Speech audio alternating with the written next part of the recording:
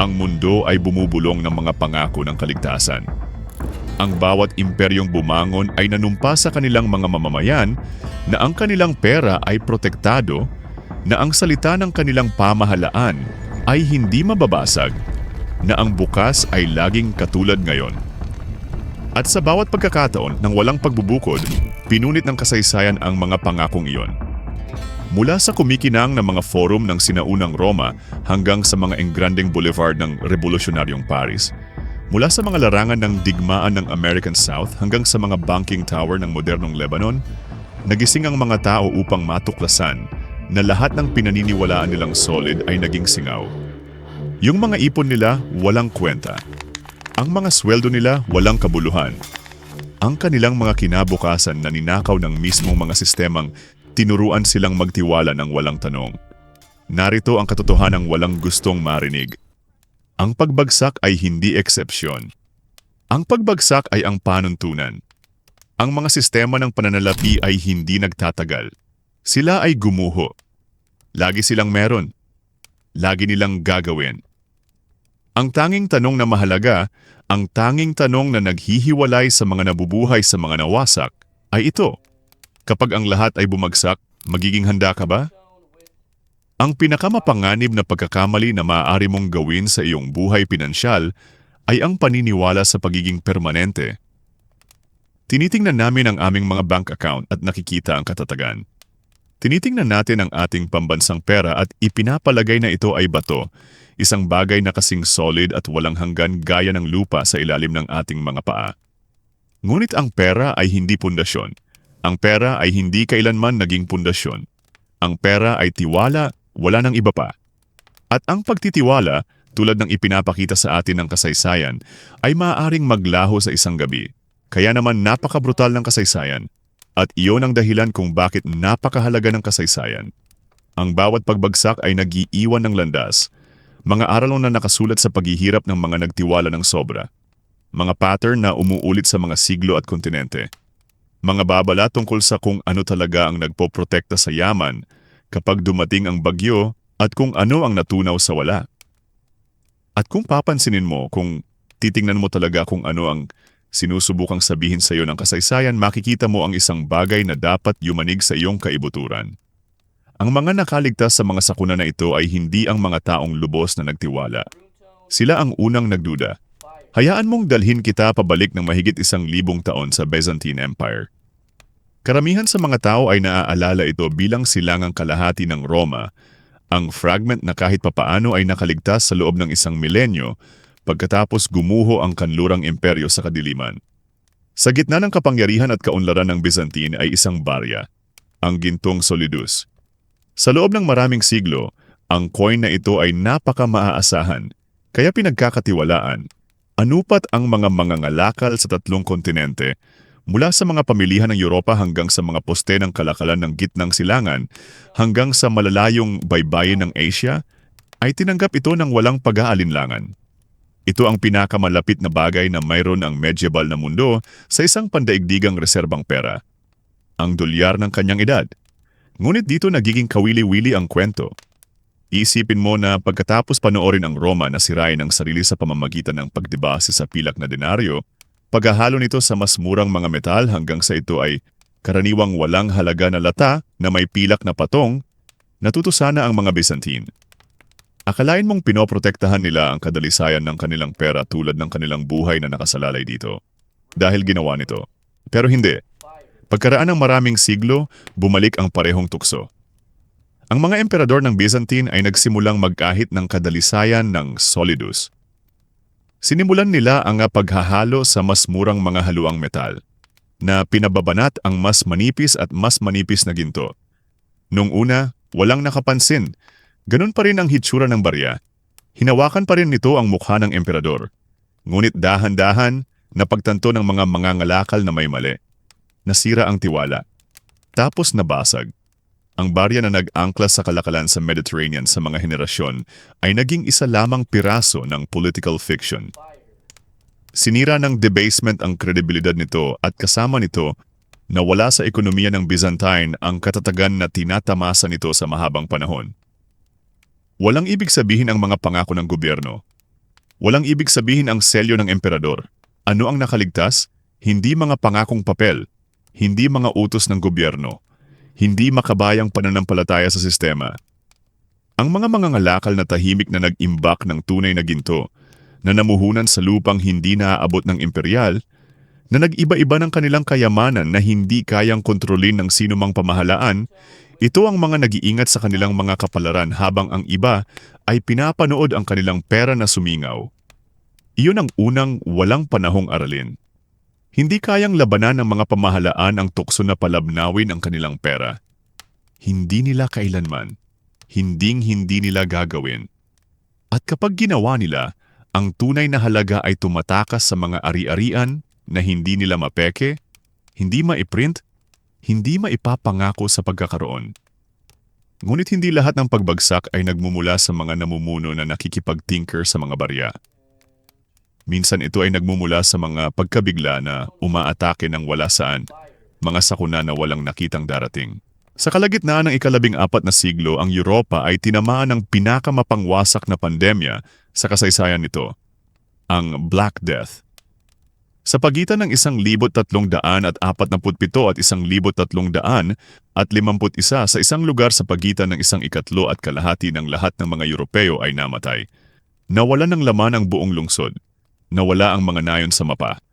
Nasira ang mga ruta ng kalakalan. Ang mundo bilang alam ng mga tao ay nagwakas na. Gayunpaman, ang kwento ng ekonomiya ng salot ay mas komplikado kaysa sa simpleng sakuna. Dahil kapag nawala ang kalahati ng lakas paggawa magdamag, may kakaibang nangyayari. Nagiging mahalaga ang paggawa. Ang mga nakaligtas biglang kakaunti at mahalaga ay maaring humingi ng mas mataas na sahod kaysa sa pinangarap ng kanilang mga magulang o lolo't lola. Ang pagkain at lupa na dating kontrolado ng iilan ay naging medyo sagana kumpara sa bilang ng mga taong naiwan. Ang mga pamilyang may anumang uri ng pagkatubig, may pilak, may mga kalakal, o kahit na ang kakayahang magtrabaho ay biglang nagkaroon ng pakinabang na hindi nila kailanman taglay. Ang lupang minsan ay nagkakahalaga ng malaking halaga ay mabibili sa isang bahagi ng dating presyo nito. Ang mga bahay ay nakatayong abandonado. Ang mga bukirin ay hindi na araro, naghihintay sa sinumang may kakayahang umangkin sa kanila. Ang mga nakaligtas ay nasa palengke ng mamimili. Kung ito ay parang hindi komportable, dapat. Sa panahon ng pandemya ng COVID, napanood namin ang isang modernong bersyon ng parehong pattern na ito. Naputol ang mga supply chain. Ang mga pamahalaan ay nag-iimprenta ng trilyon upang pigilan ang makinang pang-ekonomiya mula sa ganap na pag-agaw. At isang napakalaking alon ng hindi pagkakapantay-pantay habang ang mga may pagkatubig ay bumili ng mga ari-arian, habang ang mga nabubuhay na sweldo hanggang sa sweldo ay nadulas ng higit pa at mas malayo. Sa Estados Unidos, ang mga presyo ng pabahay ay tumaas hanggang sa pinakamataas na talaan. Halos agad na bumawi ang mga stock market habang milyon-milyong ordinaryong tao ang nag-aagawan para lang mabayaran ang renta at maglagay ng pagkain sa mesa. Malinaw ang rhyme. Ang mga pandemya ay muling namamahagi ng kayamanan. Lagi silang meron, lagi nilang gagawin. Ang mga nakaligtas sa Black Death na may anumang mapagkukunan ay gumamit ng kakulangan upang umakyat sa social ladder. Ang mga nakaligtas sa COVID na may pagkatubig ay sumalok ng ari-arian, mga stock, at mga negosyo na hindi na kayang hawakan ng iba. Ang aral ay hindi na kaaaliw, ngunit ito ay hindi maikakailang totoo. Ginagantimpalaan ng mga krisis ang mga may reserba at parusahan ang mga wala nito. At habang ipinapakita sa atin ng mga pandemya kung gaano kabilis maaaring ibaliktad ng mga panlabas na pagkabigla ang isang buong ekonomiya, ang pagbagsak ng pagbabangko sa Renaissance Florence ay nagpapakita sa atin ng isang bagay na kasing halaga. Ang mga institusyong mukhang napakalaki para mabigo ay maaaring bumagsak tulad ng mga domino. Noong 1340, ang Florence ang pinansyal na kabisera ng Europe. Tahanan ng mga makapangyarihang pamilya sa pagbabangko tulad ng Bardi at Peruzzi. Ang mga bahay na ito ay nagpahiram ng malaki sa mga hari. Ang pinakanakapipinsala kay Edward III ng Inglaterra na hindi nakatanggap ng napakalaking utang sa panahon ng kanyang mga digmaan sa France. Nang huminto sa pagbabayad si Edward, Gumuho ang mga bangko. Nasira ang mga depositor. Nagyelo ang kalakalan. Ang Florence na dating pinakamayaman at pinakamakapangyarihang lungsod sa Europa ay itinapon sa kaguluhan sa ekonomiya. Natuklasan ng ordinaryong mamamayan na nagtiwala sa makapangyarihang banking dynasties ng lungsod na ang laki ay hindi kaligtasan at ang reputasyon ay hindi proteksyon. Ano ang natutunan ng mga tao? Na napakalaki para mabigo ay isang kasinungalingan na kasing tanda ng pananalapi. Umiiral ang mga institusyon para kumita, hindi para masiguro ang iyong kaligtasan. At kapag nahulog sila, dadalhin nila ang mga ipon mo. Ang araling ito ay umuulit sa bawat siglo. Mula sa pag-crash ng Florentine hanggang sa Lehman Brothers noong 2008 hanggang sa mga bangko ng Lebanon na nagyayalong mga account noong 2019. Ang kaligtasan ay pag-aari ng mga taong kinikilala na ang mga pangako ng isang institusyon ay mabuti lamang hanggang sa araw na ito ay hindi. Ang digmaang sibil ng Amerika ay naaalala para sa mga labanan nito, politika, at pag-aalis ng pang-aalipin. Ngunit sa likod ng pulbura at mga talumpati ay isang malupit na digmaang pinansyal na halos hindi maintindihan ng karamihan sa mga Amerikano ngayon. Ang Union at ang Confederacy ay parehong natuklasan na ang digmaan sa sukat na iyon ay nangangailangan ng pag-imprenta ng pera. Sa Hilaga, ang gobyerno ay naglabas ng mga greenback, papel na pera na hindi sinusuportahan ng ginto, ngunit sa pamamagitan ng pangako ng Estados Unidos mismo. Sa una, ang eksperimento ay tila matapang at makabayan. Ngunit ang mas maraming greenbacks na bumaha sa ekonomiya, mas mababa ang kanilang binili. Ang inflation ay bumagsak sa kanilang halaga at ang tiwala ay nagsimulang mag-alinlangan. Sa timog, ang problema ay sakuna. Ang Confederacy desperado para sa mga mapagkukunan at hindi kayang itaas ang mga ito sa pamamagitan ng tradisyonal na paraan, ay nagprint ng mga grayback sa napakalaking dami. Sa pagtatapos ng digmaan, ang Confederate inflation ay umabot sa halos hindi maisip na antas. Ang mga presyo ay tumataas ng libu-libong porsyento. Mga sweldong binibili halos wala. Nakatanggap ang mga sundalo ng mga sweldo na walang halaga bago pa man nila ito magastos. Ang mga pamilya ay may dalang mga bag ng mga perang papel na halos hindi makabili ng isang tinapay. Noong 1865, ang pera ng Confederate ay hindi lamang mahina. Ito ay patay na. Ganap at lubos na walang halaga. Ang mahalaga sa pagbagsak na iyon ay hindi mga pangakong papel, kundi mga matitinding pag-aari. Lupa, pagkain, ginto. Anything real hold value while money became a cruel joke. Para sa mga ordinaryong Southerners, ito ay nagwawasak. Ang panghabambuhay na ipon ay nawala sa alabok. Para sa mga oportunista na may access sa mga tangible goods, ang digmaan ay isang pagkakataon upang agawin ang ari-arian at kayamanan sa mga presyo ng pagbebenta ng apoy. Ito ay isang aral na bihirang marinig ng mga Amerikano ngunit hindi dapat kalimutan. Ang iyong sariling bansa ay nabuhay na sa isang pagbagsak ng pera at kapag nangyari ito, ang proteksyon ay hindi nagmula sa pagtitiwala sa papel sa iyong pitaka, ngunit mula sa paghawak ng halaga na hindi maaaring lumaki ang sistema. Nag-aalok ang France ng isa pang brutal na pag-aaral ng kaso kung paano maaaring sirain ng mga revolusyon ang pera ng mas mabilis kaysa sa anumang digmaan. Noong 1770 nang ibagsak ng mga revolusyonaryo ang monarkiya at inagaw ang mga lupain ng simbahan, naglabas sila ng bagong papel na pera na tinatawag na assignat. Sinuportahan sa teorya ng halaga ng nakumpiskang ari-arian, ang mga talang ito ay dapat na magpapatatag sa ekonomiya at punduhan ng revolusyon. Instead, the government printed them with abandon. Ang bawat bagong issue ay natunaw ang huli. Tumaas ang mga presyo. Nabigong makasabay ang sahod at hindi nagtagal ay naging walang kwenta ang assignat. Tumanggi ang mga magsasaka na magbenta ng pagkain para sa papel, humihingi ng mga kalakal o pilak sa halip. Sa Paris, bumalik ang mga kaguluhan sa tinapay at nagsimulang lamunin ng revolusyon ang sarili nito. Ang mga nagwagi sa pagbagsak na ito ay hindi ang mga may hawak na makabayang papel. Sila ang may hawak ng pagkain, ginto o ari-arian. Mga bagay na hindi maiprint ng gobyerno. Para sa ordinaryong Parisian, huli na ang lesson. Ang mga pangako gaano man kamahal ay katumbas lamang ng kung ano ang tatanggapin ng iba.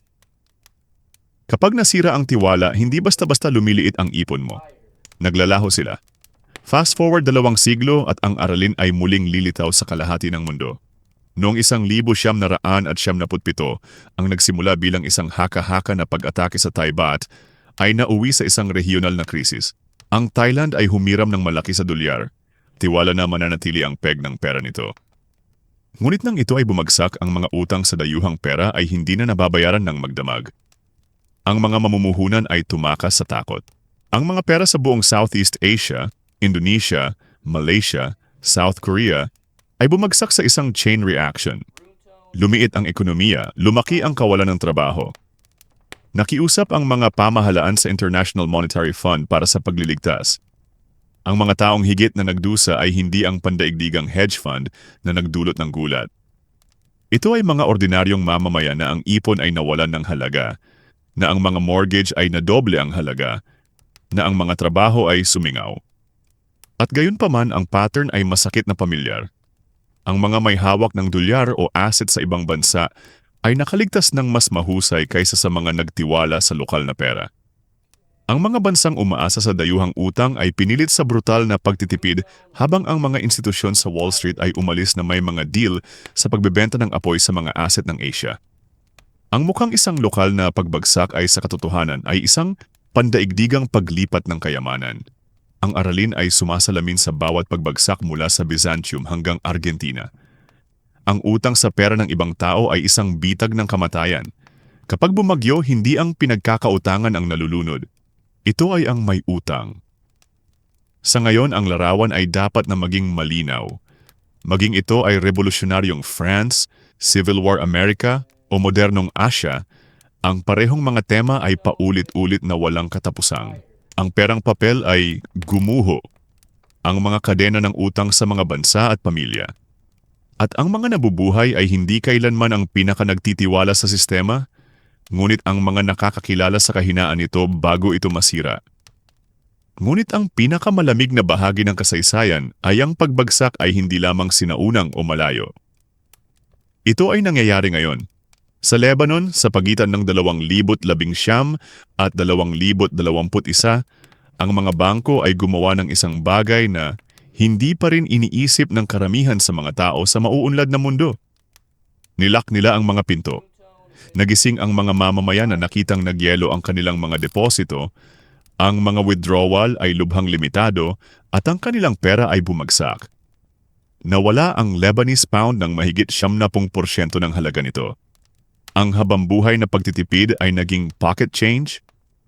Pumila ang mga tao sa labas ng mga bangko na humihingi ng access sa sarili nilang pera para lang sabihing wala na ito. At ito ay hindi lamang maliliit na nagtitipid. Middle class na mga pamilya, mga retirado, mga doktor at inhinyero, nabura ang sinumang nagtiwala sa sistema. Ang aral ay brutal at malinaw. Ang iyong pera sa bangko ay hindi isang treasure chest. Ito ay isang pautang na ginawa mo sa isang institusyon na maaring magpasya sa isang krisis na hindi bayaran ka. Ang mga taong pinakamahusay na nakaligtas ay ang mga nag-iba-iba sa ibang bansa. May hawak na mga real asset tulad ng ginto o ari-arian o nagtago ng pera sa labas ng sistema ng pagbabangko. Lahat ng iba ay nakulong. Kung ito ay tunog malayo, ito ay hindi dapat. Noong 2008, pinanood ng mga Amerikano ang pagbawi ng kanilang mga tahanan at ang kanilang mga pensyon ay naubos habang ang mga bangko na naging sanhi ng krisis ay na-bail out. Noong 2020 sa panahon ng pandemya, trilyon ang naiprint upang panatilihing buhay ang makina, isang lifeline na nagpalaki ng mga presyo ng asset para sa mga mayayaman habang iniiwan ang ordinaryong sahod. Noong 2023, bumagsak ang mga regional na bangko sa United States nang halos magdamag ng nawalan ng tiwala ang mga depositor na nagpapaalala sa lahat na ang kaligtasan ng masyadong malaki para mabigo ay isang fairy tale na gusto nating sabihin sa ating sarili hanggang sa araw na magsara ang mga pinto. Kaya paano mo protektahan ang iyong sarili kapag ang lahat ay bumagsak? Ipinapakita ng kasaysayan na walang iisang sagot. Walang mahiwagang solusyon na gumagana sa bawat krisis. Sa Byzantium ito ay ginto. Pagkatapos ng Black Death, ito ay pagkatubig upang bumili ng abandonadong lupa. Sa Florence Mount, hindi masyadong malaki ang pagtitiwala para mabigo ang mga bangkero. Sa Confederacy, ito ay mahirap na mga kalakal. Sa France, ito ay pagkain at ari-arian. Sa Asia, ito ay pag-iwas sa utang sa pera ng ibang tao. Sa Lebanon, lumalabas ito sa mga bangko bago nila isinara ang kanilang mga pinto. Ang mga pattern ay nagbabago, ngunit ang tema ay pare-pareho. Ang kaligtasan ay hindi nagmumula sa bulag na pagtitiwala sa papel o mga institusyon, ngunit mula sa pagkilala sa kung ano ang tunay na halaga kapag bumagsak ang mga ilusyon. At narito ang kabalintunaan na dapat gumising sa iyo. Ang pagbagsak ay parehong trahedya at pagkakataon. Para sa hindi handa, ito ay kapahamakan.